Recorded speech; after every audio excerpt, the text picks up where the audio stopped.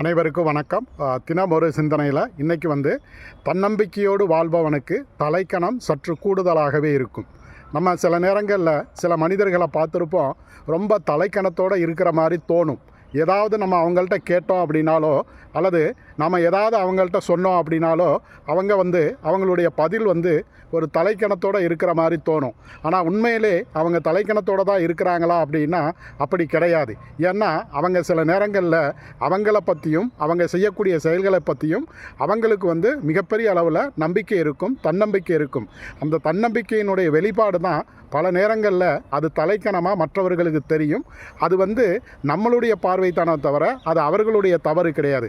அதனால் யாராவது ஒருத்தர் தலைக்கணத்தோடு பேசுகிற மாதிரி தெரிஞ்சிச்சு அப்படின்னா அது அவர்களுடைய தன்னம்பிக்கையின் வெளிப்பாடாக இருக்கும் அப்படிங்கிற ஒரு நம்பிக்கை நமக்கு வரணுமே தவிர அதை நம்ம தப்பாக எடுத்துக்கக்கூடாது. நன்றி.